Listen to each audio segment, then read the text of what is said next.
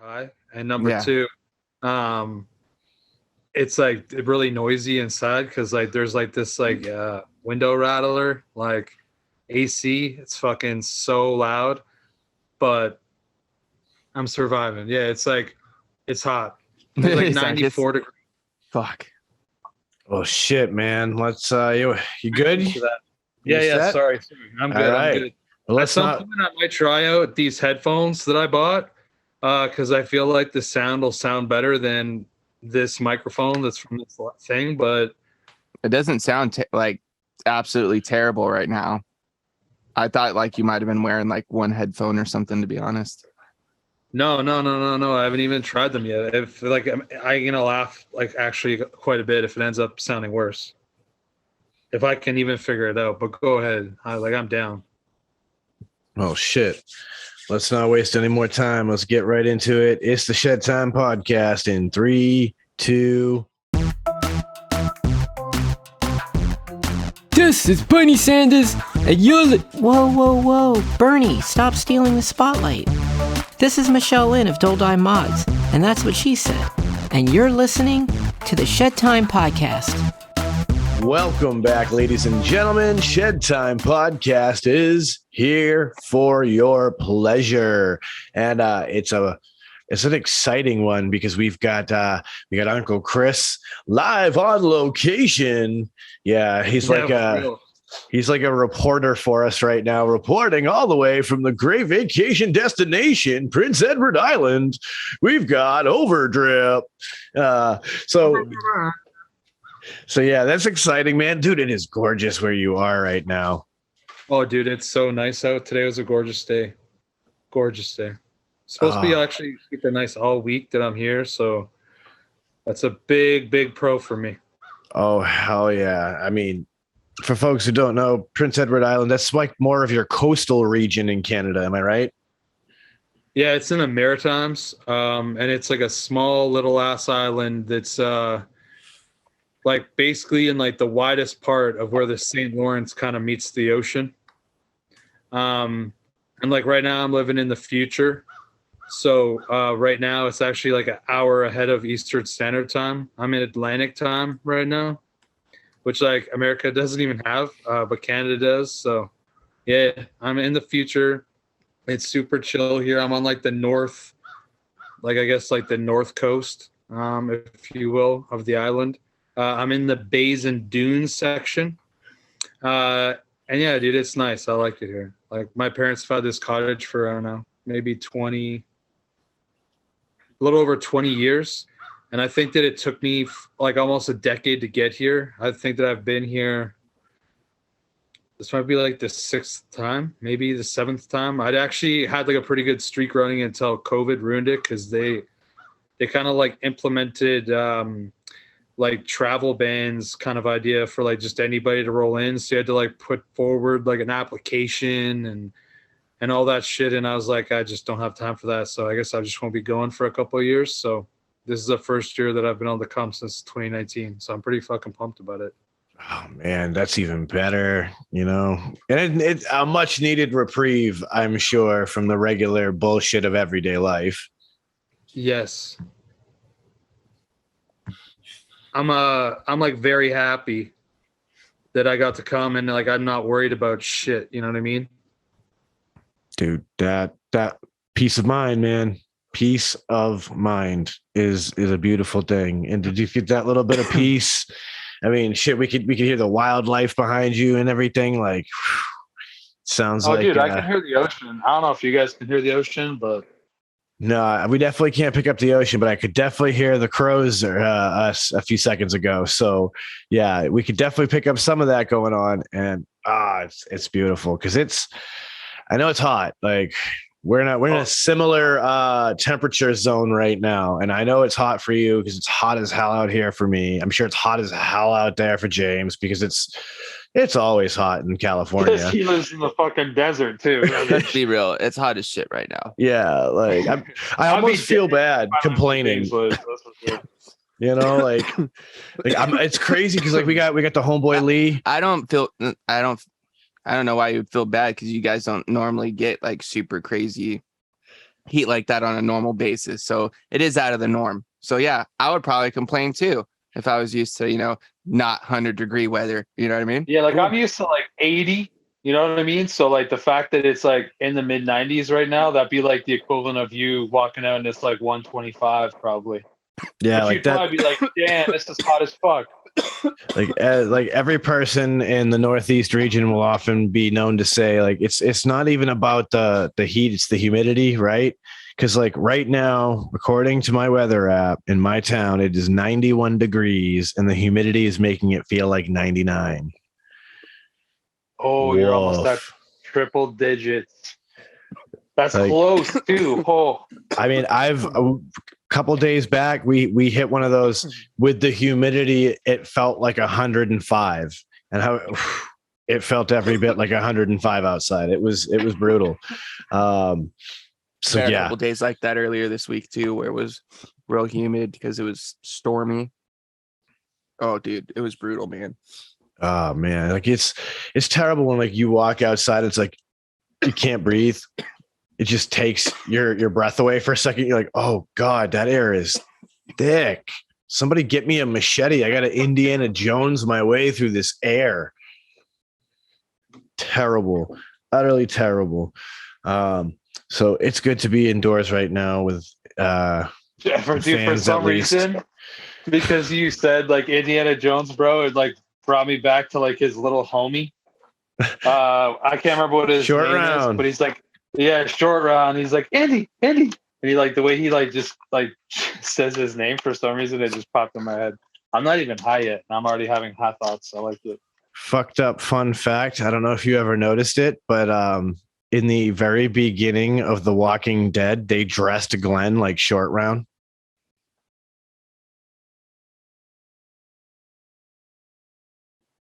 Never Yeah. seen it, so I wouldn't know. Yep. It was I'm intentional trying to too. remember. It's a couple of those shows Yeah. that I haven't watched, man. Dude, The Walking Dead. This is what I'll say about The Walking Dead. I know that we're not going to talk about, like, we're not talking about The Walking Dead, so I'm not going to like get like way into it. But it is like one of those shows that, for me, traditionally speaking, I'm not into shows that long. Right. So if I had have known that it was going to be that long, would I have gotten into it? I'm not entirely sure, but I did enjoy it all. I haven't watched the last season, so I guess I shouldn't say that I'm like the biggest fan. I'm not, but I enjoyed it. Well, I mean, you're doing yourself a favor there, bud, because it's like it's the final season, so you're just kind of letting it all culminate right now into the one big chunk that you could just digest in one go, instead of doing like my wife, and she's like chomping at the bit now because the final chapter is supposed to be releasing soon. She's like, hurry up, I want to know. And I'm like, you'll be all right, but she's followed it from the beginning, and like I never wanted to watch it, but you get married, your wife's into it, you're like, all right, cool, I'll let you I'll kick back, I'll let you do your thing, and I'll just sit back and enjoy you enjoying it, right? And that's kind of what happened for me. It's like I'd sit back and like I'd just laugh because she's emotionally invested in these characters, and Yes, of course. I don't give a shit about any of them right now at that point, right? So I'm just kind of like, he's gonna die, just poking, teasing, being having some fun with it, and then having those moments where it's like, wow, this is a really boring fucking episode. Oh yeah, that's why, because you blew the budget on this one fucking scene.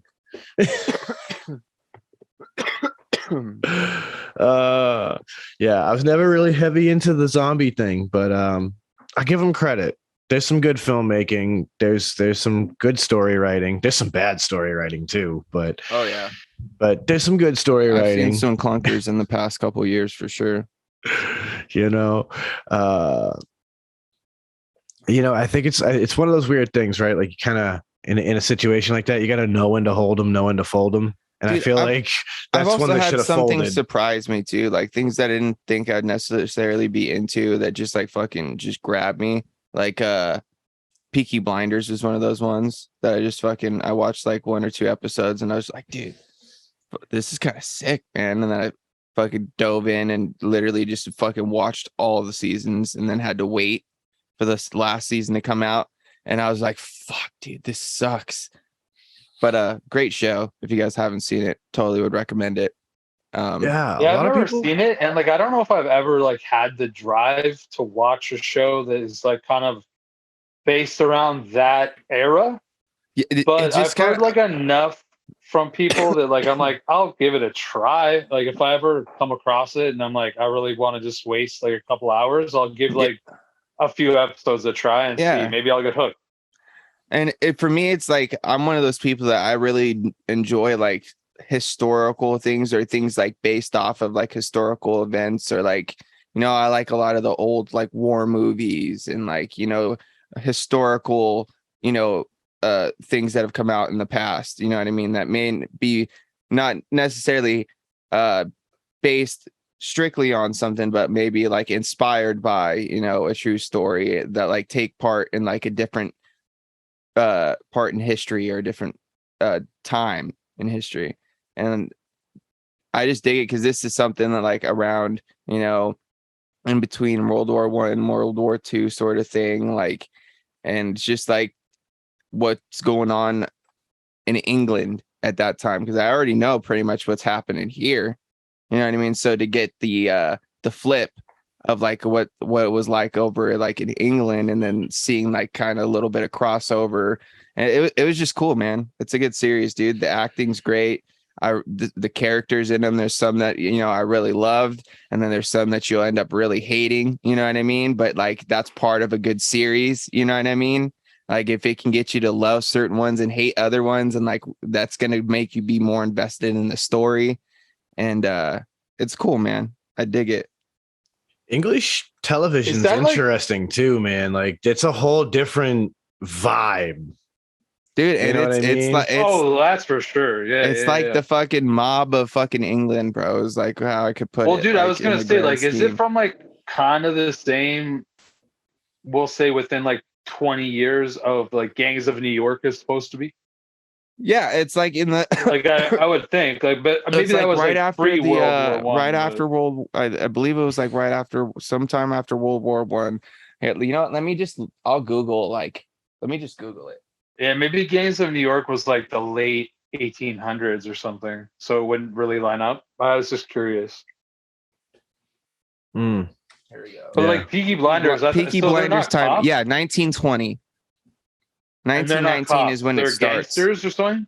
Yeah, and it's like a group of Okay. gangsters that like turn their like gang into like a business. It's I don't really want to get too much into it because it's like it grows and turns into much more as it develops, but it's a really interesting show, man. It does sound interesting because like I've only heard it spoken about briefly from like, friends like you and Mhm. and Swaggins and stuff like, oh yeah, this episode was great, blah blah blah blah. But like I never looked into it enough to see what the premise was.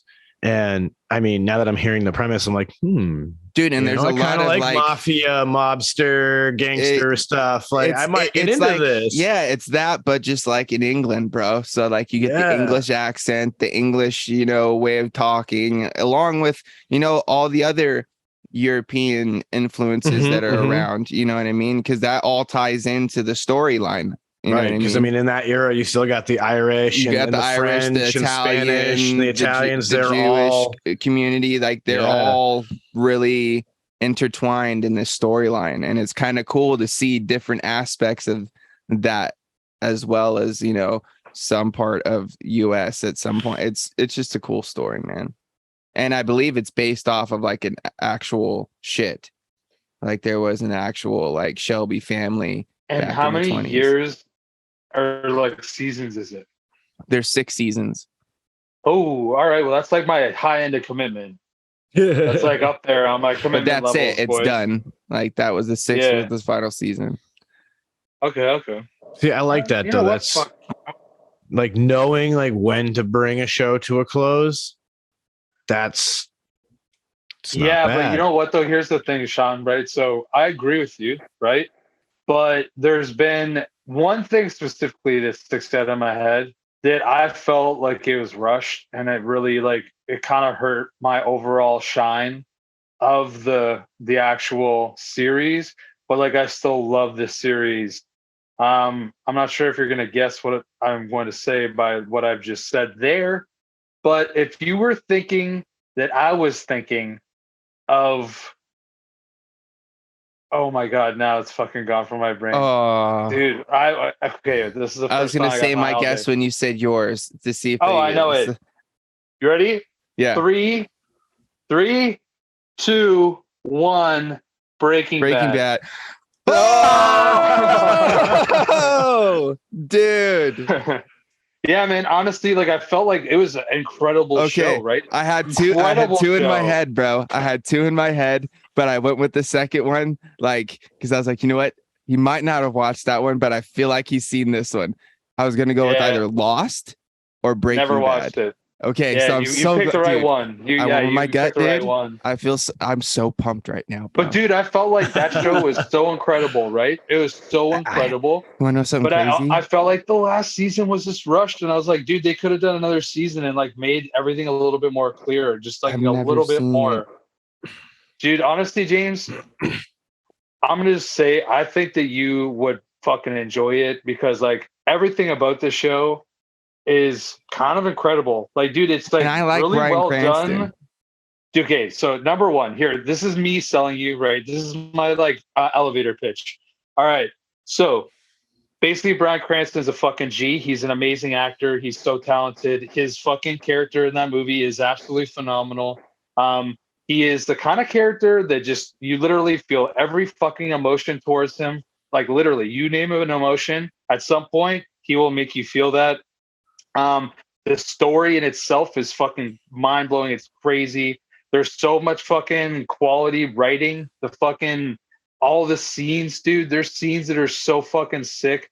It's just a perfect show to me. Other than the last season, it felt a little bit rushed. But I would say it's like a 10 out of 10. You should watch that show. Like, unless there's some reason that you have like issues with it while you're watching the show, as in like maybe there's something that happens that like rings home too true that you can't handle it. That's completely, I don't know. I can't help that. I don't know. I don't think there would be. Yeah. I think that I've you watched really some should pretty give it a crazy try. shit, dude. Okay, then you should definitely give it a shot. It's not because to me, there's like cult classic shit that you hear about, and it's like not really that good. It's one of those ones This that is I've heard legit about from good. so many people over like time, and I've thought about watching it, but I've just never sat down and watched it because I always find something else that like I'm like, oh, well, this actually Dude, interests. I'll say I don't know this: why. if you can watch the first like even 3 episodes of that show and stop watching it, like I would be absolutely floored. Like absolutely floored. I don't like I can't imagine there's too many people out there that watched 2 seasons of Breaking Bad and then just like called it quits. If they did, that's incredible. I have no idea why, but I would have had to watch them. Had to watch them.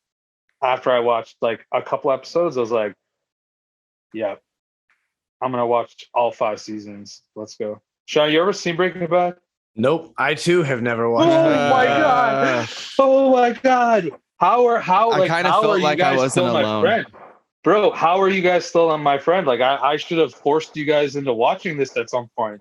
Like I've literally let you down as a friend. Well, here's the thing though, man. We never like just sitting around like, you know, watching TV together, like in the spot to like really suggest like, hey man, like, you know, like if you haven't seen like it, because that's one of those situations where you might like be turning channels and like land on Breaking Bad and be like, oh, you never seen this, bro? Oh, you gotta watch this shit.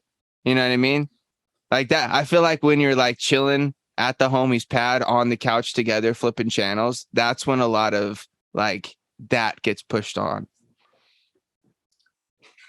We don't really get that opportunity much. And whenever we are sitting around chatting, we're chatting about a bunch of other shit. That is true. That is true. I mean, for me, it's just that like Breaking Bad came along at a time when I didn't even have the TV capability to watch it.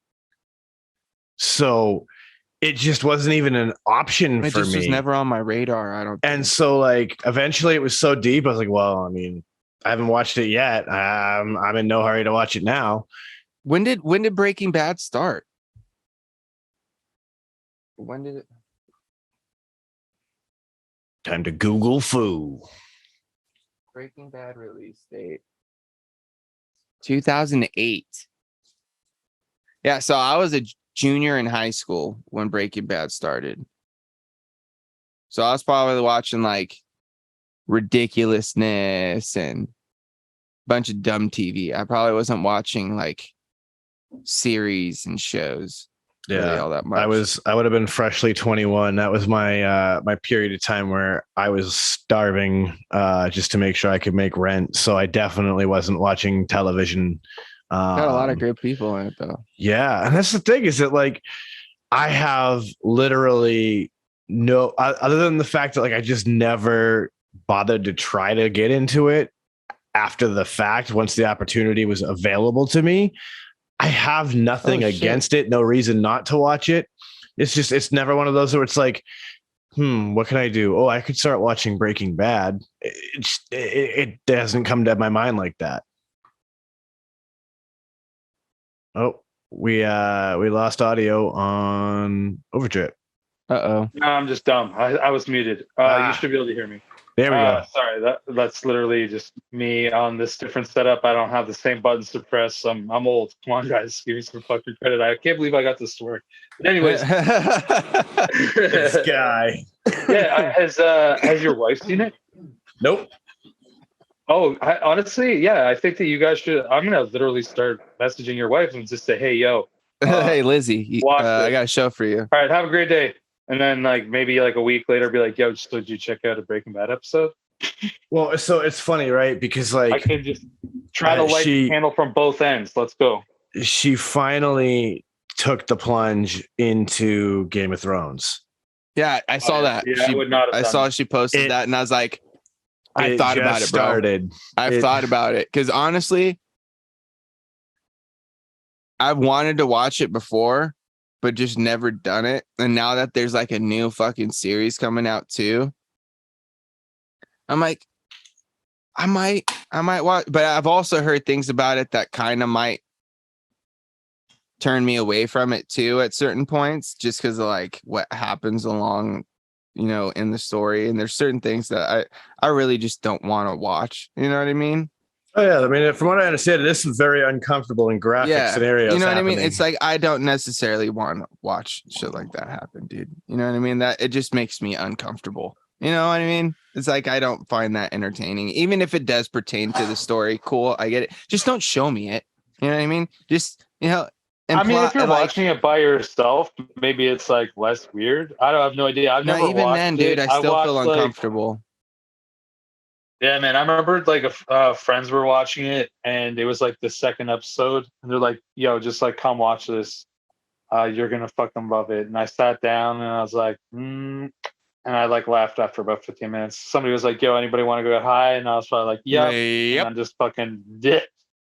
Not to like hate on it. I never really gave. No, it much I'm of a not shot, saying but like. For me, it was just not there. Not my cup like of tea. that intrigue.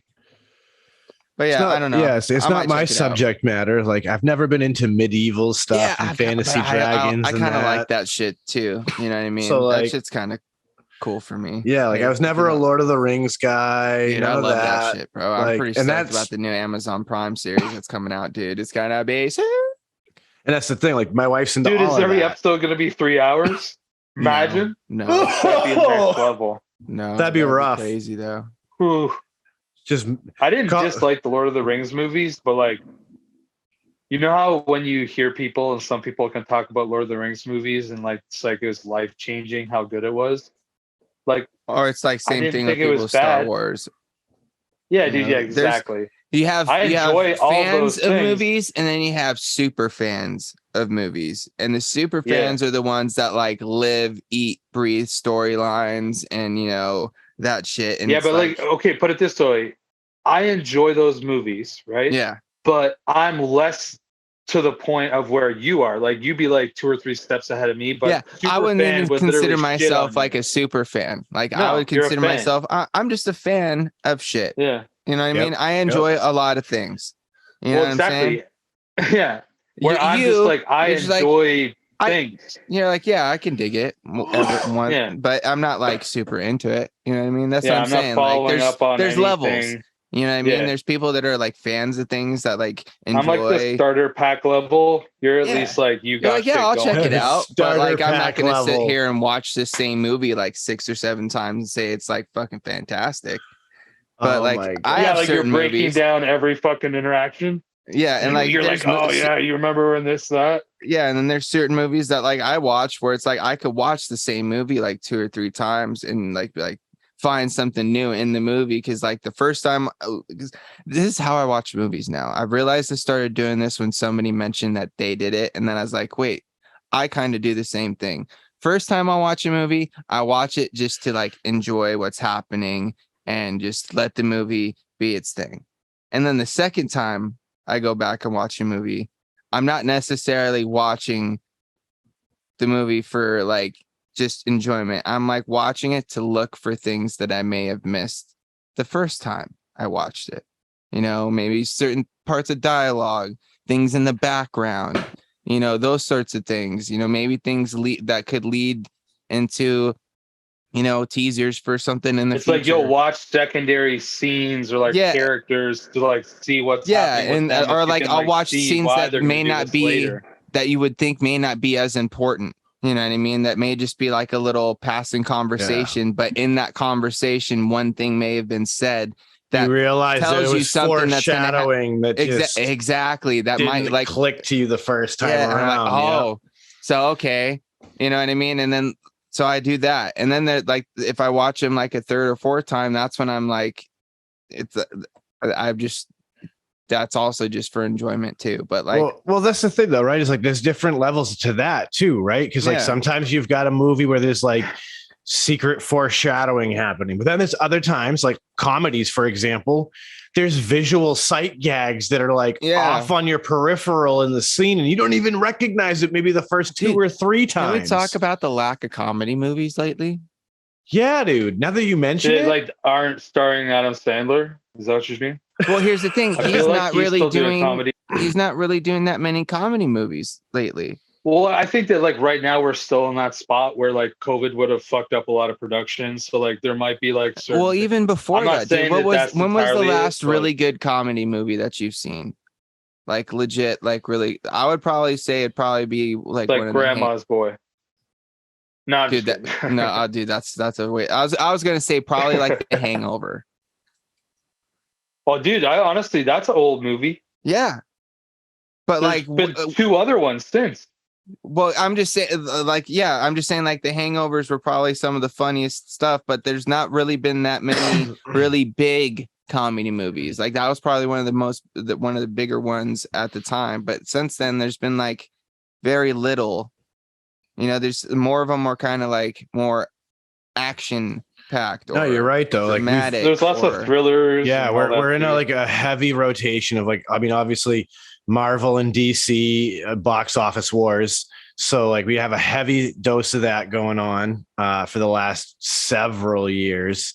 And then of course, and I'm not saying that like comedy movies aren't like being put out, but I'm just saying like good ones that like people are like talking about and like are being big hits that are like making it to the top of the box offices, like The Hangover was doing, and like those types of things. Well, where, yeah, to prove your point, right? Like popular 2022 movies with their gross income type, you know, being the top grossers, right? You got Uncharted, Jurassic World, The Lost City, Minions, which was a kids comedic film, The Bad Guys, another kids animated comedic film,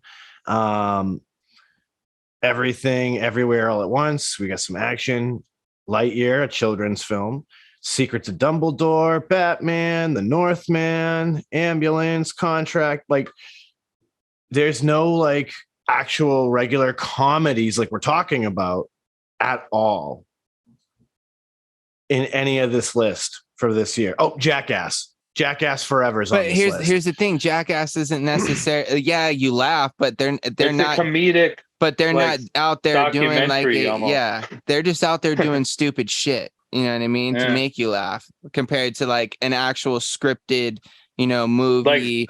that funny has lines. really good written jokes in it, written by great comedians or being acted out by great comedians or anything like that. And The Hangover came out in 2009, dude. That's what I'm saying, dude. It's been like 10 years since the last or 10 plus since the really good comedies come out. Yeah, like, man. Like Grandma's here, Boy came out in 06. I'm just gonna Google best comedies. Yeah, because it's showing me right now 2022 comedies about gross income, right? And that apparently that Everything Everywhere All at Once is supposed to be a comedy, but it's like a ninja film too. Marry Me, which is a romantic comedy. Dog, which is a comedy about this dude and his dog. They're defining Scream as a comedy in this case. Okay. Well, here, there's weird. a couple, man. I forgot. Bridesmaids was a pretty good comedy. That was 2011. What else we got here? Dude, when is that one, like the End of the World one with like that whole crew? I'm looking here because I With, found like, a list of things. You know the one I'm talking about, right? Yeah. Is that what that movie's called? End of the World? This is the end. This is the end. Deadpool, That's but with, like, Deadpool's not Michael really. Cera, This Seth is the end Rogen, was and all those guys, right? 2013. So even then, dude, that's like it's been like a good almost 10 years. I mean, according to IMDb's 2022 highest grossing movies worldwide, The World's End, is that the one you're talking about? With the guys that the did one with Shaun of the Seth Dead? Rogen, Okay, and yeah, you're Jonah talking Hill and Michael Cera, and when the world's that gonna was end. that was 2013. That was This Is the End. Okay. A lot of these are like kid movies that are popping up on this list. And that's Let's the thing. hear them, Sean. You got the list? Yeah, like in the top 10, there's like, excuse me, there's stuff with comedy elements. But I think I'm going to say the only real comedies that I started to see in the top 10 were, again, children's comedy, right? So number 1 is Top Gun Maverick, followed by Doctor Strange in the Multiverse of Madness, Jurassic World Dominion, then Batman at 4. Here's Minions at number 5, children's comedy. I was just looking at like best comedies in the past like 10 years. Yeah, like this is, and this is just this year though. Comedies. Like Thor: Love and Thunder, like sure there's comedic elements to it, but then you got Watergate Bridge, Fantastic Beasts, Sonic the Hedgehog 2, Uncharted. That's your top 10. Like, so there's one comedy that we know of that's a kid's comedy. Yeah. Well, honestly, Despicable Me, I'm pretty sure that I watched that one, or maybe I watched Despicable Me too. I can't remember. Like maybe 2 weeks ago. It was on TV. I was like, you know what, dude? I'll watch this. I'm pretty sure this is the one with the Minions. Dude, the Minions are great. Right. The Minions are hysterical. Dude, it was the one where they got there's like red ones. Or no, purple ones. I can't remember. Oh, that's purple right. Ones. The purple ones. Yes. And like they were mean. The second one. That's the second one, I think. Yeah. Then that's the one I watched. It was hilarious, dude. There's like one point where like they went in what's the guy's name? Ren? Is it Ren? Oh, I don't remember that much. Whatever the main guy, Steve Carell's character is. Gru. They're like going to the place and he brings the Minions with him, and like they end up like getting they're running and they sweat and the paint comes off, so then there's yellow. And so like they know that they're not the right ones because they like went in and they're just like, I don't know. Obviously, it's way more fresh in my mind. So I'm sorry. I'm getting very descriptive. I honestly don't think I've maybe seen like 5 minutes of the second one. It was pretty good, dude. It's pretty funny. I thought it was pretty funny. But that's the thing, right? Is that it's that cutesy funny. There definitely hasn't been any good adult theme comedies in a long while. Well, yeah, there's not like crude jokes in it. Shit. No. Yeah, like there's funny aspects in movies, but they're not like funny forward. Like that's the goal. Like Deadpool's funny, great, but it's also an action. Who's going to be the next Seth Rogen and like that crew? That's what I want to know. Well, what is Seth up to right now? Let's go, making bro. Making a new Ninja Turtles movie, bro. He's like, this is gonna sound real dumb because like he's probably like a year or two younger than me. He's kind of old and he's been like probably washed on this scene, dude. He's probably not just he's been writing and directing, bro, and producing a lot of shit. Not only that, but he's got his house plant company that he's doing up there in Canada. His Well, whole dude, he's been in weed the line. biz for like over 20 years, man. He's in Freaks and Geeks. I'm pretty Yeah, dude. sure. Like, I think that's like the first like real thing he was in. He was But, he dude, made a that's from like the cameo late in '90s. he made a cameo in The Boys recently. It was a pretty hilarious cameo too, to be He has some honest pretty with you. funny movies, man. Knocked Up. I fucking love that movie so much. That was a good So one. many of those guys I find so hilarious. He's a really great writer.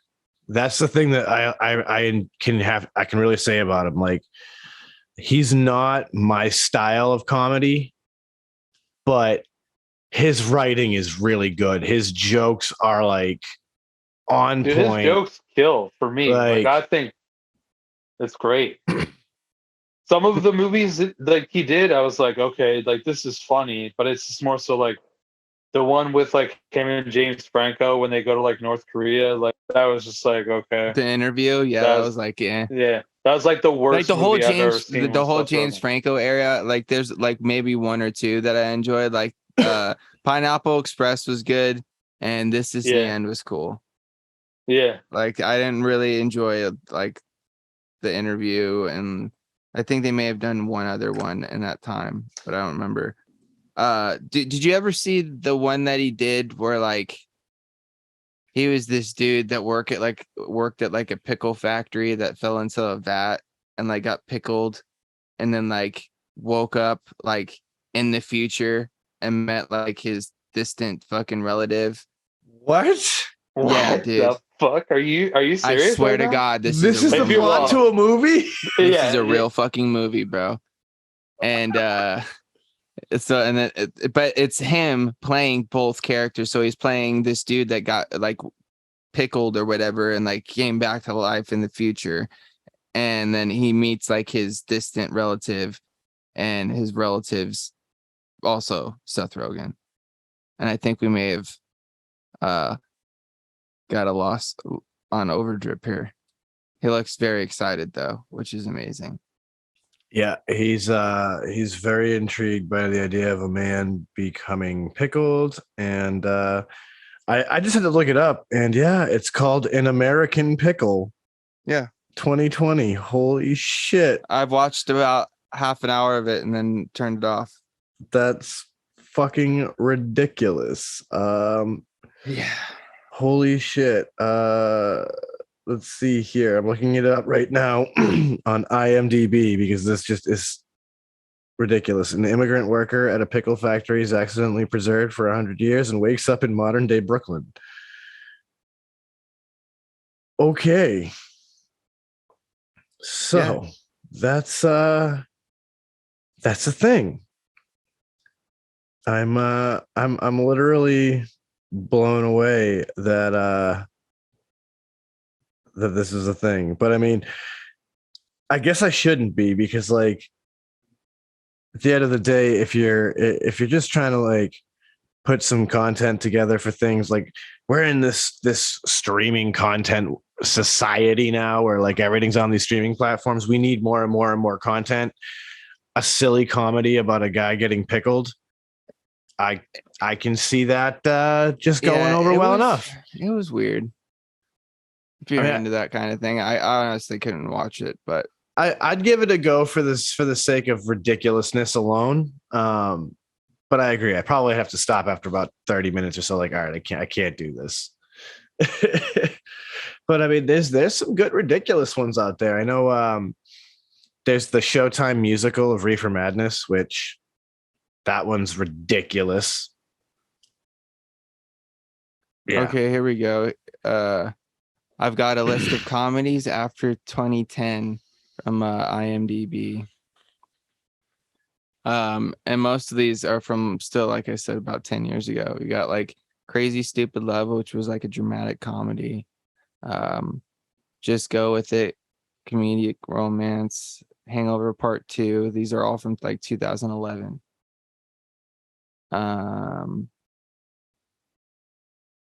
Friends with Benefits. Dude, a lot of these are like old. These are all fucking really old, dude. And none of these were any good, really. They're all like romantic comedies. This is sad news. Ted was good. Ted was weird, man. Ted just felt like what would happen if Stewie Griffin grew up. What was the teddy bear? Because like you had all these people from the whole Family Guy universe in that movie series. It was really fucking weird.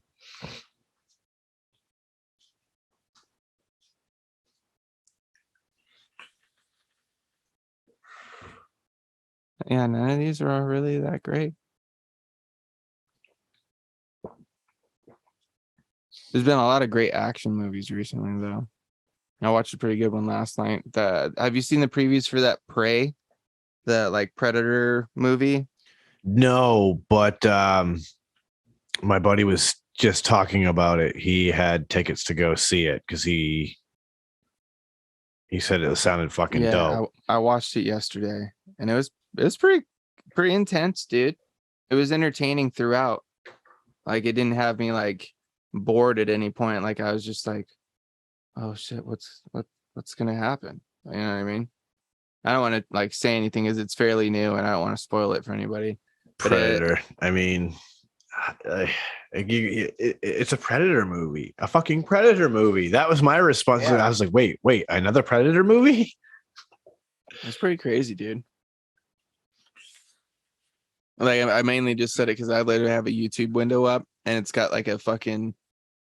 This is one thing. This is one thing I hate, Sean. I don't know if you do this, like if you use YouTube as much as I do. Of course, you know, we stream on it and stuff like that. But like I also do a lot of my media ingesting on YouTube. You know what I mean? Likewise. And Yep. I hate that when I scroll through my suggested stuff, that there's always a video for like the newest thing talking about like literally either the day of or the day after, like breaking down whatever's happening. And they've always got a thumbnail of something that's like new, you know what I mean? That's like almost like spoiler, you know what I mean? And they post it, or like they have spoilers like within the title and shit. And it's like, why, man? Like it just came out. Nobody's really had a chance to really see it yet, unless they, you know, are able to, obviously. But you know, sometimes it takes a day or two for, you know, you'd be able to get to the theater or be able to catch it on the streamer because people got lives. Why are you gonna spoil it for everybody in your damn fucking thumbnail or in your title, man? Like, save some fun for the rest of us. You could still post your video and shit, you know. Just don't spoil it for people, man. It's not fun. Like, it bums me out. I don't. Thankfully, I don't get a lot of the spoiler stuff coming through my suggested bro, feeds. because I also like after a movie comes out, I'll go back like a week or two after and like watch like theories. You know what I mean? Yep. So it's like I get it, but wait, give people like some time. You know what I mean? Or you could still post your video, just don't post nothing in the thumbnail, man. Because I won't click on it until I'm ready to watch it. You know what I mean? Oh, I mean, it's also like the old remember the clickbaity shit that with all the dumb clickbaity titles. You won't believe what happened this week. And it doesn't tell you shit. Exactly. And it's like the same idea. They're just trying to like bait people in, and they're like, oop, little tidbits. Oop, little tidbits. But thankfully, because of the weirdness of what excuse me, what I end up watching. Damn. Excuse me. Anyhow, thankfully, due to the kind of things that I've been watching, like I don't get a lot of that. I get like, you know, the strangest things from like reactions to people's music to a lot of abandoned stuff lately. I found this one dude. I've pretty confident he's Lithuanian, but he started out doing parkour, and that kind of just got him into exploring abandoned shit. So like he would climb up and like parkour around the city, and then like he's got videos of him doing that shit, train surfing, bus surfing, like exploring abandoned things, fucking going on these wild adventures across different countries and shit, and like sleeping in hammocks on like cooling towers and shit. Really weird shit. But because of that, now like it's Dude, all over the place. Mine's So much kind of abandoned all over the stuff. place too, because I do a lot of mine, to be honest with you, is a lot of fucking fishing videos being suggested, because I watch a lot of like fishing, like specifically like bass fishing videos. So a lot of that pops up on my suggested, and a lot of podcast stuff, because like, you know, when I'm chilling at work on my break, I'll watch a podcast, you know what I mean? Or you know, because sometimes there's things that like I'll be listening to, because I listen to podcasts too, so there's, you know, times where I'll like listen to the clip of what I heard so I could see, you know, maybe what they're showing or talking about, you know what I mean? Which is kind of cool, which is something that maybe we should start doing, maybe some clips here and there. I've you know, I entertain it, but here's the thing, you know, I need a schedule that's going to allow me to produce more. And No, I get you. that's the struggle. These are just ideas, man. Yeah, brother. Just Trust me, things like, we could it's use in the future whenever we, you know, can find the time, or maybe find somebody that wants. Hey, patrons, if you want to be the clip guy, let us know. yeah, hey. That'd be cool. Yeah, man. Like it's tough being a producer and a full-time Dude, employee. that's one thing, man. Shout outs to all the people that fucking grind a full job and still find time to, you know, pursue their other passions, man. Because I'll tell you what, dude, it takes a lot. But hey, man, that's part of it. You know, good things don't come easy, baby. You got to put in that work, son. Oh, well, Tell honestly, me that makes about sense. Like, there's so many people that I know that whatever you're grinding at outside of your actual real job, sometimes it's like real hard. You know what I mean? Sometimes like it takes so much out of you, and sometimes it's super fun. Dude, Like, honestly, like I kind of feel like my like whole crypto NFT grind is like it's a grind. Like, there's days that I'm like, I think about it and I'm like, dude, you need to just like take 2 days off and don't look at anything. You know what I mean? Like, if you get a text message from somebody saying like, look at this, your shit is fucking tanking, then okay, sure, maybe. But even that, I'd rather not even know. yeah. Like, there is points that like even something that I enjoy, because I put in so much time into it, you think about it and you're like, man, I should just take a break. Where like other things, you know, you'll skip going to like the gym or something like that, or like if you do some other hobby or some other like grind, you can't work 7 days a week at like trying to create your startup while working a full-time job. Like, you're gonna burn out on that shit. Okay, I remember maybe you can't do 40 and 40, but it's okay to take a break. You know what I mean? Not saying you gotta, you know, put it down and not come back to it, but it's okay to, you know, take a day and, you know, give yourself some time to like recharge. And then, you know, after you take that day, you'll be surprised how much like you actually do recharge, and you'll actually have more energy to put towards something. That's something I've kind of learned recently, is like I don't necessarily have to, because I was burning candles at both ends there for a while, you know, just staying up late nights, you know, getting 3-4 hours of sleep, just, you know, constantly going. And dude, it burned me out so much that I lost, you know, motivation to do things. I got me in a funk, just because like, dude, if you're not sleeping well and, you know, you burn yourself out, it takes a toll on you, not only mentally, but physically. So it's okay to take a break every now and then, make sure you recharge. That way you still have the energy and everything to, you know, put towards your passions. 100%. You got to eat right, guys. Eat right, sleep right, you know, keep yourself healthy so that way you can do those things. Because that's it. Nothing comes from a life that is a simple one.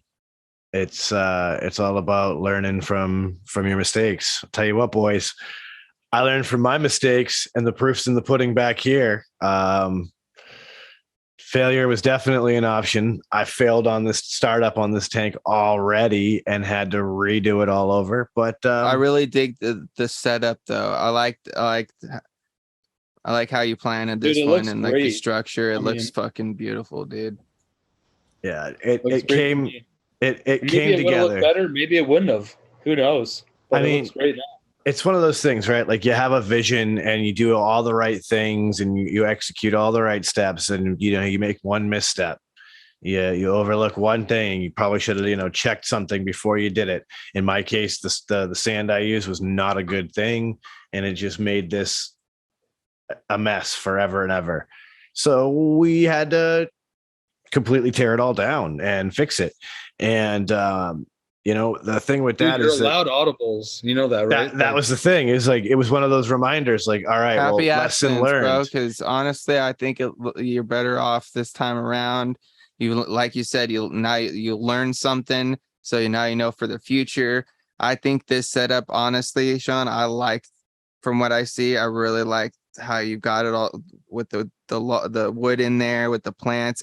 I feel like this looks more natural than the last one does, and I feel like this hits that vibe even more to a T that you're going for. I don't get the shape, I don't get the height that I want, and that's that's the thing, right? It's like it's all about compromise. And so, like when you realize at a point, those plants should grow and fill in, right? Oh, they will, 100%. But that's the thing.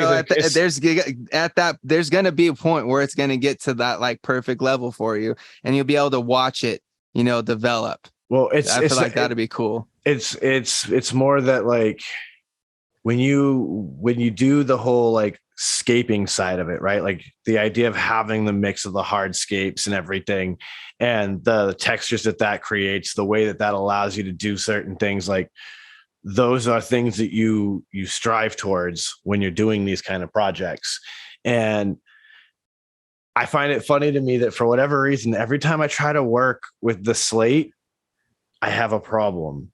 So it's almost like there's something in the ether that's like, you're not ready to work with this material yet. You will get there, but you're not there yet. So I'm like, all right, I'm kind of just letting life guide me. Because that's the thing, right? Is it's about patience. It's about seeing bigger pictures, and that's where we're at now. Is it's like it's about patience now. Where I want to. It's also one of those things that like you can work towards your vision, right? Like you don't get to have like the fully developed thing until like you've put in the hard work and getting it to that point and letting it mature. Right? It's like you can't plant a garden and the next day you wake up and it looks like your vision. That's not what happens. It takes time for things to fill in. It takes time for things to like really get to their potential. And then you get to enjoy it in that vision. And you're like, yo, I really did think this out great. And it looks fucking fantastic. No, that's what I'm saying though. There's like the vision's gone. Like I had a vision. I executed the vision. I failed because of one tiny mistake. I had to tear down the vision. And now this is literally just chucking things in so nothing dies. And it just works, right? Because I'm chucking things in, but kind of a happy accident, because I think this structure kind of makes it look like I'm saying more natural, because it doesn't look, because everything's just kind of it's just placed. That's the thing, right? Is nature kind of would just kind of randomly, and it goes from what it would be considered a aquascape to a naturescape. And that's fine. That's cool. And I'm going to run with it. And it just means that the next build I do, I have new lessons to play with. And the next time I tear this down and rebuild it, I have more lessons to play with. I got even more things in mind now that like this is where it's at for the ones upstairs. So it's like, take the lesson, learn, move forward. Failure is always an option, and failures are just the lessons that we learn. I had the failure, I learned from it. I have a sneaky suspicion that moving forward, I have some plans that are going to make this never happen again, and that's awesome. So it's like it's all about learning from from those failures instead of just looking at it and walking away and being like, well, fuck, that sucks. Now what? Yeah, I mean, there's definitely something to be said about the fact that you can learn from your mistakes. Like that is obviously a saying for a reason because it's like a fact as well. But it also, because you didn't get the vision done, it doesn't mean that it's like a goal failed, in my opinion. Because like ultimately, what your goal was with your vision was to make a badass aquarium with a fucking great aesthetic.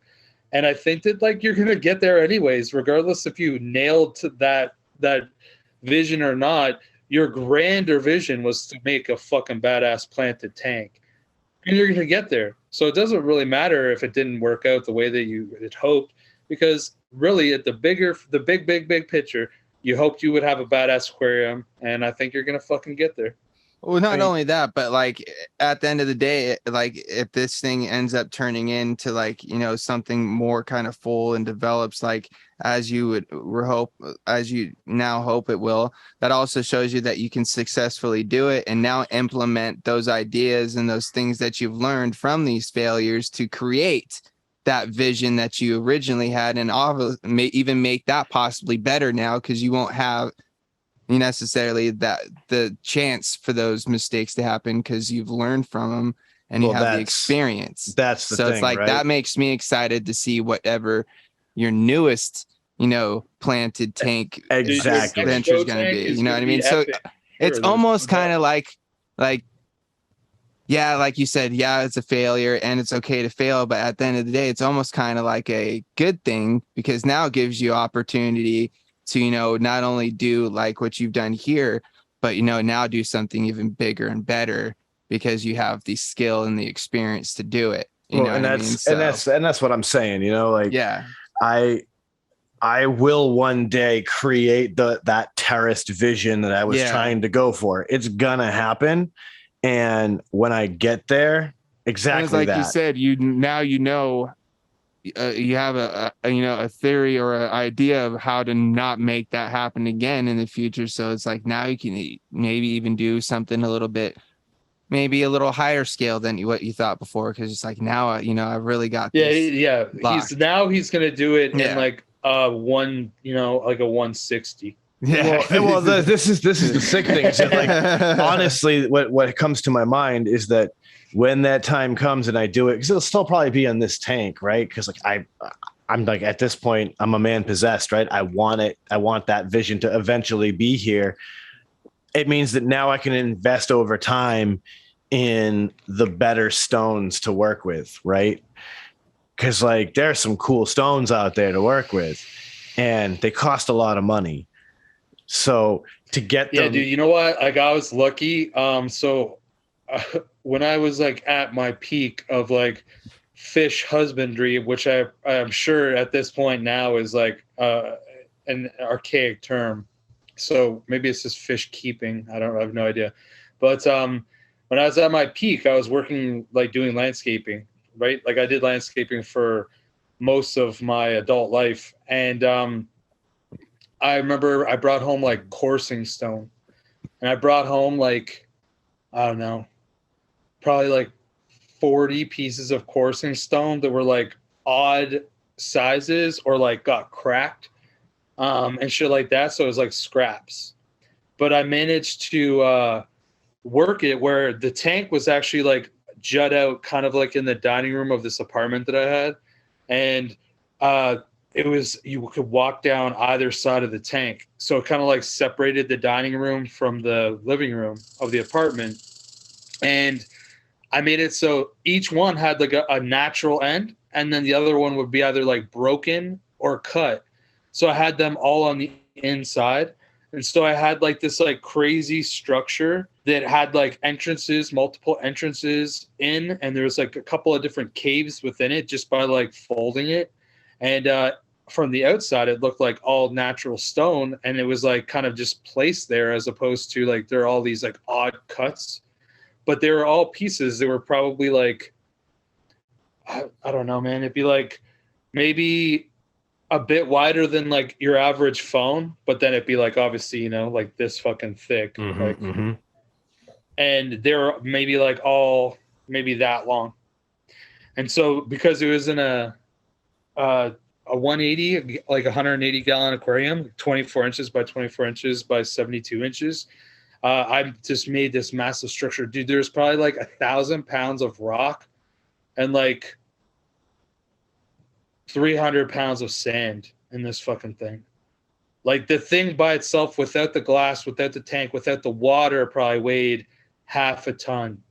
With the aquarium and this, like all that shit, What kind like of the glass, stand right? was this It's on? thick, dude. It was on a fucking like wrought iron stand. It was like built, dude. Obviously, it was built right because it was filled. It had all that rock, all that sand, and it would hold 180 gallons. Well, every gallon's 10 pounds. So it's 1,000 pounds of water and over 1,000 pounds between the rock, sand, and glass. So this thing weighed over a ton. Yeah. When it was filled with water. But dude, it was majestic as fuck. I'll tell you that. And it was like the exact thing I wanted. I wanted to make it where it was like a shoreline, like a rocky shoreline was my goal.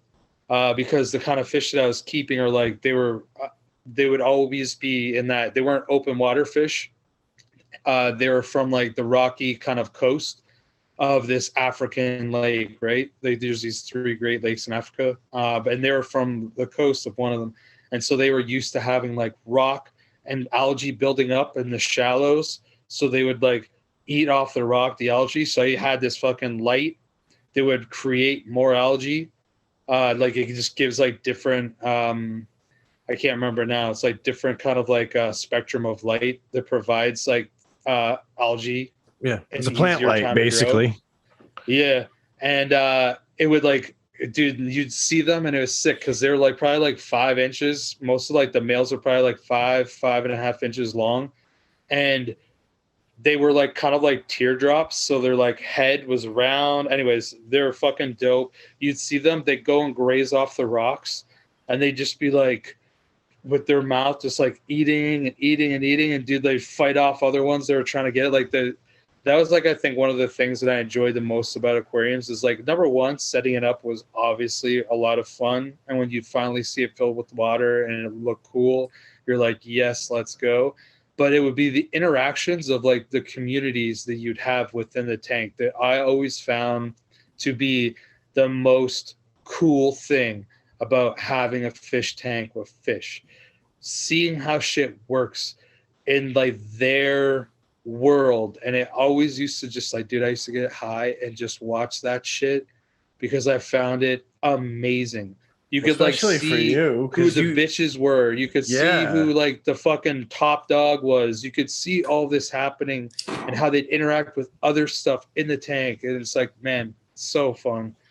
I miss it, to be honest. I just need to get in a better position with water and stuff to do it again properly. Yeah, that's the problem with cichlids. They're a dirty fish. Well, they just need like heavy water changes, like pretty regularly. Like, so I used to do like 30% every week. Is what I would do, 30% every week. But where I'm at now, like the well is a dug well, and it doesn't have like that kind of refresh rate. So I'd have to like store up buckets of water. It's just not really conducive to like having them. You know what I mean? Like it's too difficult. So eventually I'd like to I want to like set up that big ass tank again. That was fucking so glorious, man. I miss those days. I mean, given your set of circumstances, hear me out. What about a 40-gallon breeder and some dwarf cichlids like rams or apistogramma or crebensis? So you basically get the best of both. You have something that's within your means and you still get the same kind of behaviors. So like there's probably is ones that I could do. I don't actually like South American cichlids. I like African cichlids. So there are ones like there's ones called like the Masoni or like Demisoni, however you pronounce it. I'm not really sure. And they're like kind of like a zebra print, but they're like a really dark like lavender and blue kind of. I'd say it's like a blue, like a teal blue. And they're like only maybe they get like 3 inches long tops. and you need like a bunch of them because they're like pretty aggressive. And I could probably get away with them in like a smaller tank, like a 55 or like something that's 4 feet and is 12 inches wide. So I actually have a 33 extra long that I've thought about setting up like so many times. And like eventually I'll either do it or I'll just say that I won't. I'm not really sure which one will happen first, but that would be actually like what I could keep in there because I would have like lots of length. And for them, it's like it's not necessarily like the height because they don't swim up. They want territory. They want the fucking real estate. Yep. Like they're all about the real estate and having like that 4 feet. So you have 48 inches of real estate. You might even be able to have like 3 or 4 males in there, but you'd have to really like pull the males from like your collection if you grew them up from fry. It'd be a lot of work, but I mean, I wouldn't be against it. I would definitely not be against it. I put in harder work than that in the past. I've been given a lot of consideration to doing shell dwellers.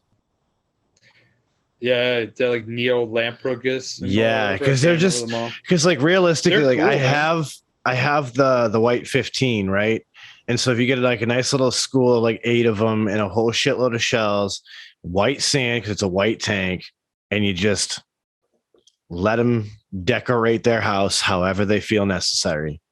Because at the end of the day, that's what they do. They're gonna fucking move that sand and move those shells wherever the fuck they feel happy. Say, dude, have you ever watched like the time lapse videos of them doing that shit with the shell dwellers? They'll like clean the tank, bro. They put it back in, and like the fish, they'll just like go there and they like suck up the sand and spit it out and like just move it, and like they'll actually shift things around and there'll be like undulations within the fucking sand, even though you could have put it flat. It's crazy. Yeah, it's actually really good too because it turns over. And it like allows like your substrate to really like be healthy because sometimes when you have sand and whatever else, you'll get like pockets where like all the negative stuff goes to, and then it kind of builds up over time, and then you can get like a fucking bubble in your tank, and it can like literally kill fish because it's just been in there, and then finally this bubble pops. It's like just nothing but like methane or something. Yeah, it's a bad news situation. You have to be careful. You almost have to stir shit. Which, by the way, like anybody that's out there that's like thinking about getting a fish tank from our conversations that we've had over time, make sure you do your own research. Don't just listen to us because there's going to be stuff. We're high, first of all. Second of all, like we're not pros. No, I'm not high. You're high. But like. Yeah, you know what I mean? Like, because you have to like stir shit up and like clean stuff, like especially with that, and you got to make sure you unplug your filters. Like, there's so much like going on, and that's the thing. And there's different approaches depending on what you do, right? Like, there are certain situations you're going to sand and gravel vac. Situations like mine, you're not, and so like you have to know why, when, how, and those are all those weird little caveats. What are the best things for you to do that? Everything. And there's so much to it. It's like anything, right?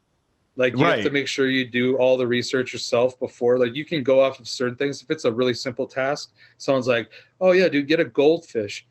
Okay, sure, you can go get a goldfish, and like you can just do like a quick little bit of research. You'll find that out, but you're still going to find out what a goldfish needs, right? It's just going to be less than something like Sean's doing. And then there's like middle grounds, like what Sean just talked about with those shell dwellers. Like, it's not that much, right? You just have to have the material, and you basically pour your sand in, and you take care of it that simply.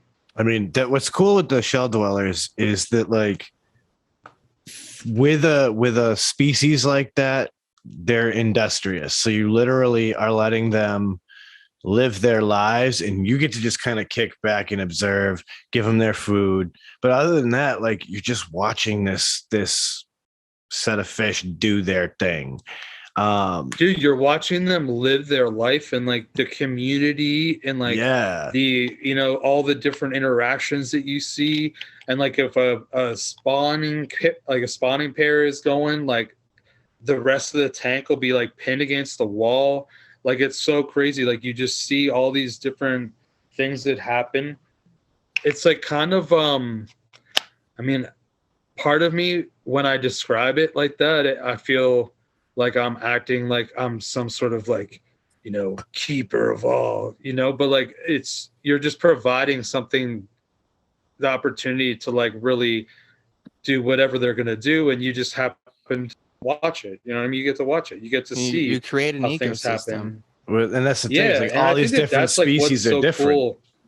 Yeah, that's why I think it's so cool that Sean's doing a planet tape, because I think that it's cool because like he's kind of creating like his own, full living environment, right? It's not just like I can keep these fish alive. He's like creating so much more, which is really cool. Like I'm kind of jealous. The only difference is like the reason why I probably never really got heavy into it is because a lot of the fish that I kept didn't do the greatest with plants.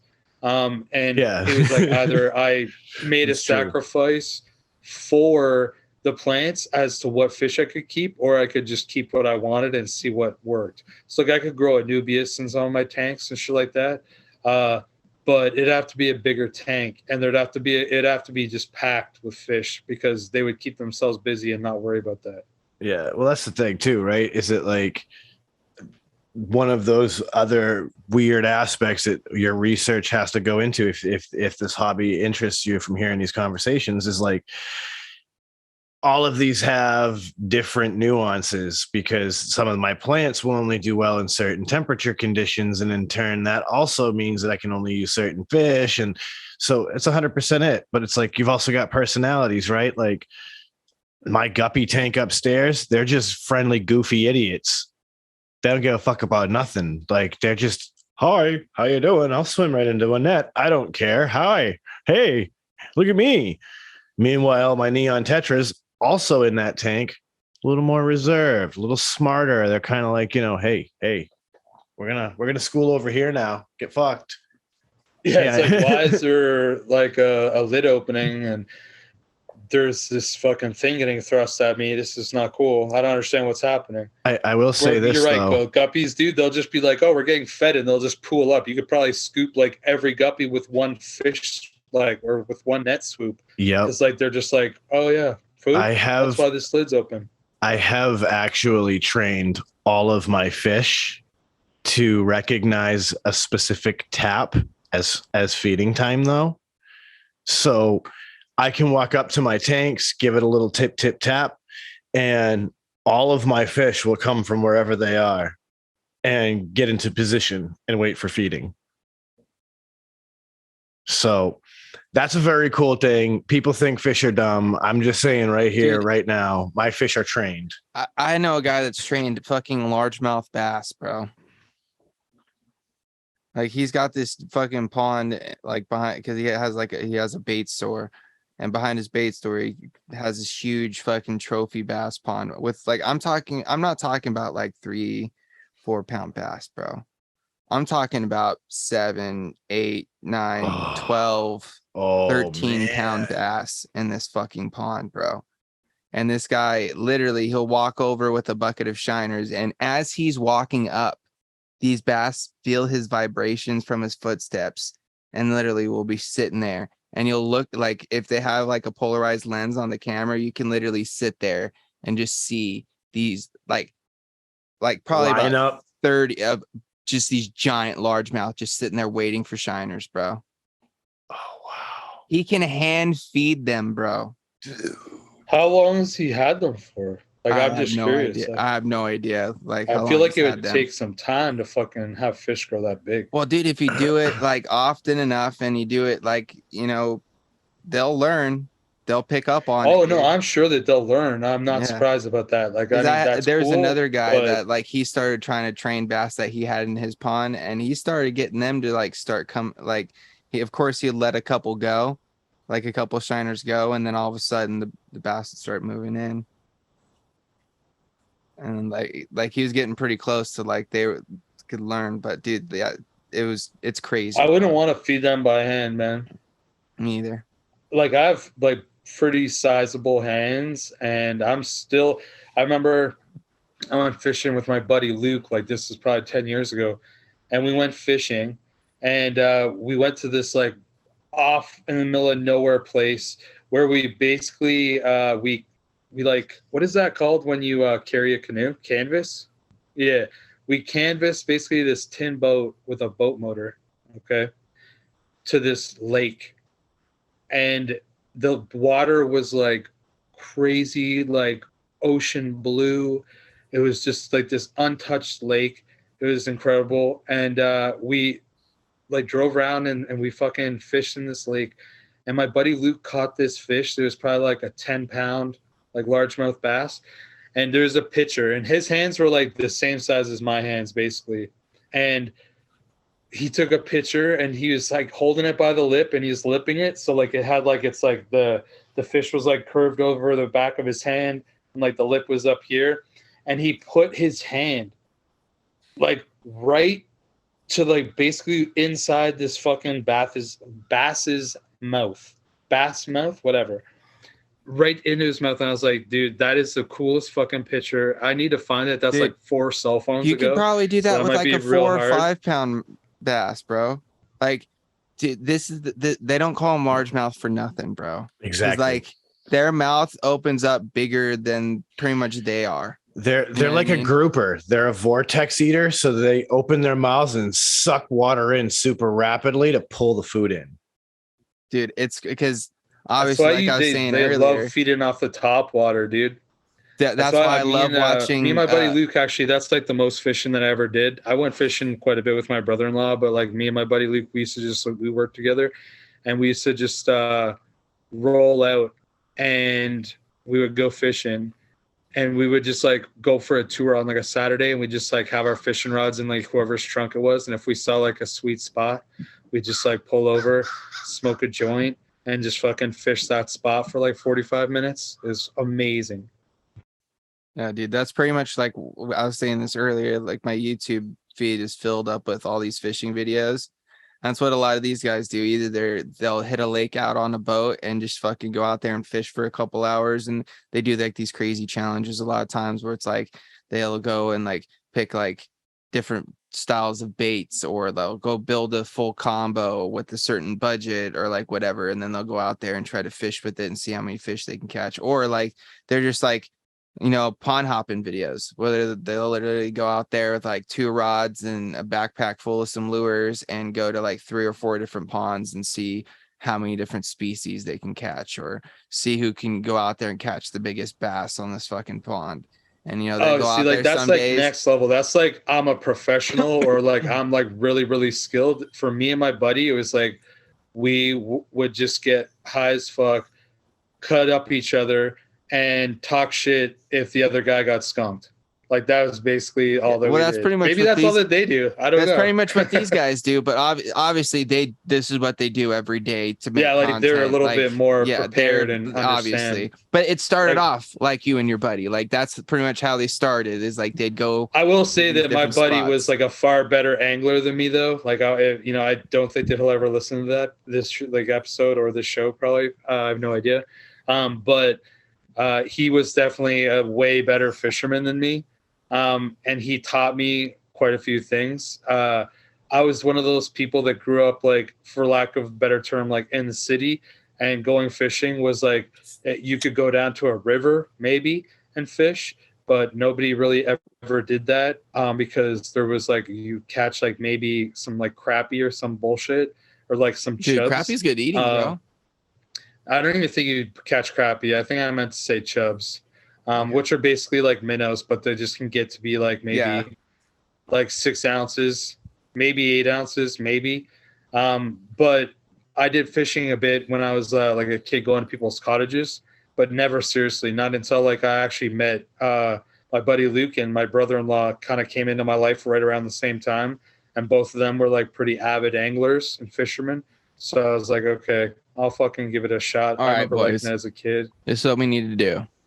We need to plan a Shedtime podcast fishing trip. Dude, we could Where- go fishing at Sean's place. That's what I'm saying. Where like the 3 of us get together and we grab some At Sean's. poles, grab some lures, grab some brews and some good flour. You know what I'm saying? And we just go hit the fucking pond, shoot the shit, and rip some lips, man. Go give her a dangle.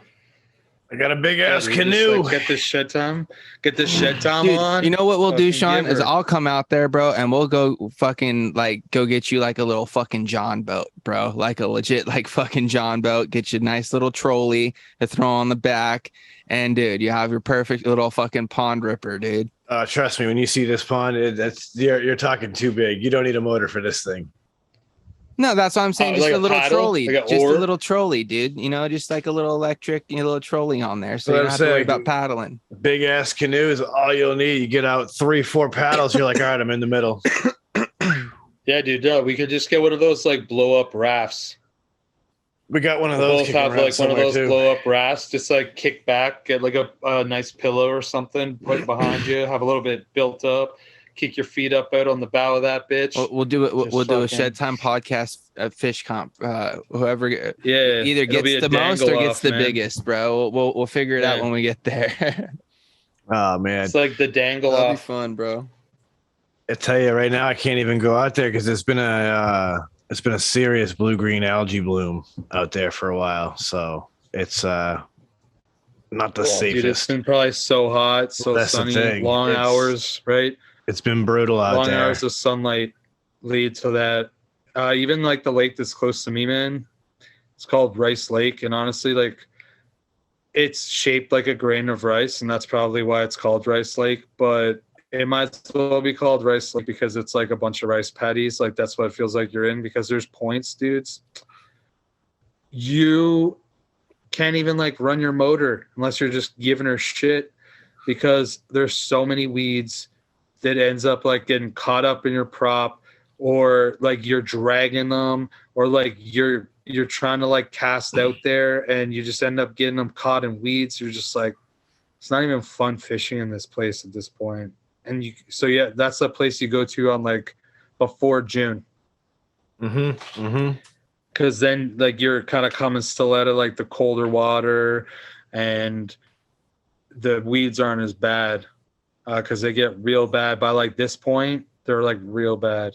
Yep, I know a spot like that in my area where it's like you're done. You're done at this stage. Yeah, but like, dude, there's great fishing in there. Like, I've caught some big ass like walleye in there for sure. Ooh, that's good.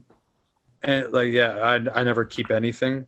Me neither. But yeah, like, me and my brother-in-law went there, and we've been there multiple times because, like I said, it's super close. And I just go launch my boat. We would just go like for a fishing morning, like every other weekend kind of thing for a summer. And yeah, dude, we both probably caught like 5-6 pound easy. Like I'd say, yeah, 5 or 6 pounds easy. Nice. Yeah, and then it would turn into like it would be the bass season because bass season doesn't open up in here until like the third weekend of June or something like that. So that's when you'd have to really get out there quick, otherwise the weeds will just destroy you. But there's real good fish in there. Well, shit. Actually, boys. caught like a nice muskie, like a little bit further up on that too. It was good. For a guy who talks about not doing a lot of fishing, it sounds like you've been doing a lot of fishing in your life, sir. I've done quite a bit. Yeah. But it was like, honestly though, like I said, I think that started when I was like in my late 20s. Fishing's a great thing, man. It's a beautiful way to just collect yourself for a little bit and enjoy the peace and quiet. That's my favorite I don't thing know about if I it. could ever solo fish, to be honest, because I've never tried to go fishing by myself with music. Maybe I could do that with music. I find that like solid, like being completely like solitude is like not really my deal. Like I'd rather have like more of like an intimate, conversation with like a person than to be by myself. You know what I mean? Like just like kind of kick back and just like talk than be by myself. But I'm okay. Like I'm better at being by myself nowadays than I was when I was younger. But I think that music's really helped me with that.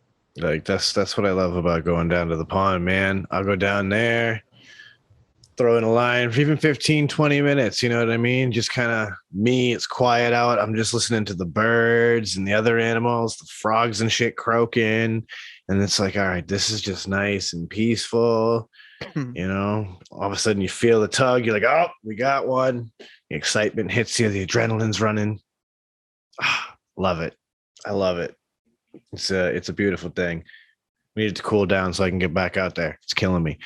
But looking at this time, Gina's giving me the eye. So I guess that means it's time for us to start wrapping it up. So, ladies and gentlemen, thank you all for hanging with us tonight. It's been a great show as far as I'm concerned. I don't know how you boys feel, but Always. I enjoyed it. So we're going to do like we always do. Uncle Chris, tell him all the good things. Okay, well, hopefully everything like worked okay, other than the fact that like at one point the internet connection just dropped, but hopefully it wasn't that big of an issue. But yeah, thank you very much. And like Sean said, this is live on location from Prince Edward Island, the smallest province of Canada. So I'm just glad that I have good enough internet to have this call, basically. So I'm thankful for that. I'm thankful for just actually being out here. I didn't realize how much I wanted a vacation until I kind of arrived here, and I was like, man, I don't have to do shit for a week, and this feels fucking great. I'm really excited for it. So thank you, everybody, for listening. Remember, sometimes you just got to like take that break. That's like, this was that reminder for me, and I just started it. I'm sure that on my drive home, I'll kind of have that, you know, look back on how much I really needed this, especially once I get back home and I go back to like my life and the grind that I live. So remember to always just kind of take care of yourself. Thank you for tuning in. Check us out on Friday nights on the French Ankler Vapor YouTube channel. You can check me out. Oh, so that's the Green Room, 8:00. The same time, you can check me out on KVTV's YouTube channel for mixing it up on Tuesdays. I think that actually we're doing some neat thing that might be just finishing up right now. So hopefully you guys enjoyed that. And then I think that that's everything in that respect. I will then say, if you guys want to try into my e-liquid, you can go to unclechristestinggrounds.com, use the coupon code Shedtime. Of course, you should go check out the shedtimepodcast.com or just shedtimepodcast.com. Check out our Patreon. And if you're one of those and you want to try one of my liquid, there might be a special code there for our patrons. So that's a little something extra that you guys can get if you guys want to come over and show your support in a financial way, not just by listening, which we appreciate. I think that that's everything from me. So I'm just going to say, live your best life. James, take it away. You're muted, bud. Oh, the dreaded mute button strikes again. Yeah, coughing a little bit from that dab. But I just want to say shout outs to all the Shedheads. Thank you guys for tuning in and supporting us all. We greatly, greatly appreciate it. Make sure you guys go check out that Patreon if you guys want to help support us a little bit more, you know, help keep the lights on over here in the old shed. We greatly appreciate that. Other than that, like Chris said, you guys can check us out over on my YouTube channel on Fridays for the Green Room. We've got some crazy build off action going on right now, from coil build offs to, you know, just the original old install off, as I think we should maybe call it now. I don't know. We'll think about changing that. But other than that, guys, come check us out there. You can also check me out on the channel for, you know, random reviews that pop up periodically.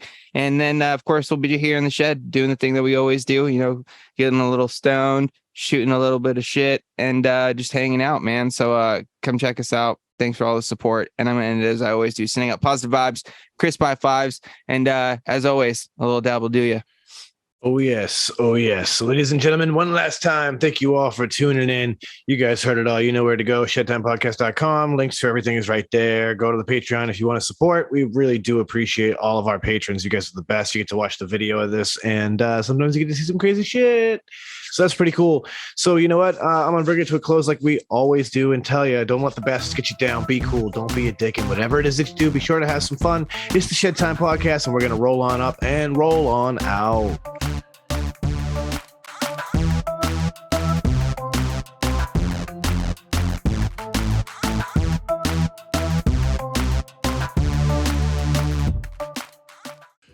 Dynavap, Dynavap, Dynavap. Looking to cut the cord on your dry herb vape?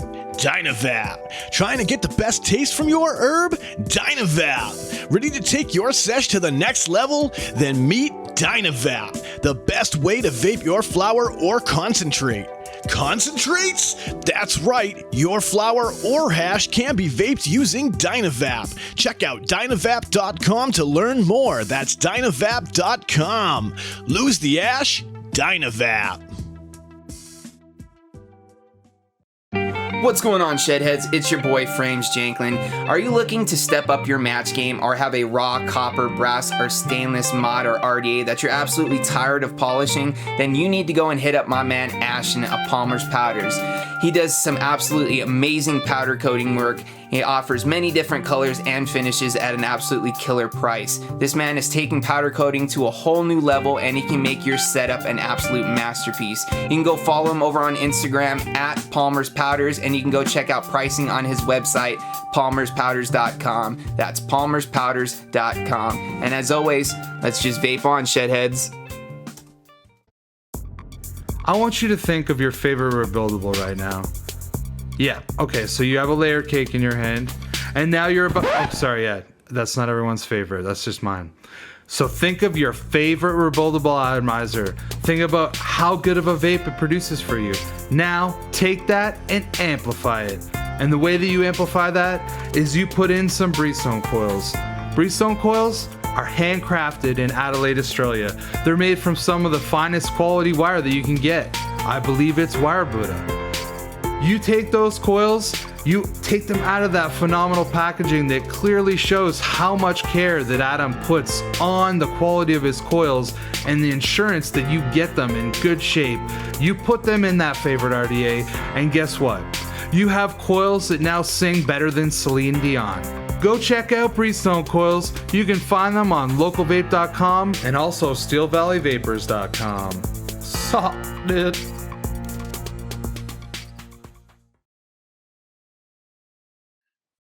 Yes, sir. Yes, sir. Sweet. This is... I got a little pizza. He's a little pizza slice.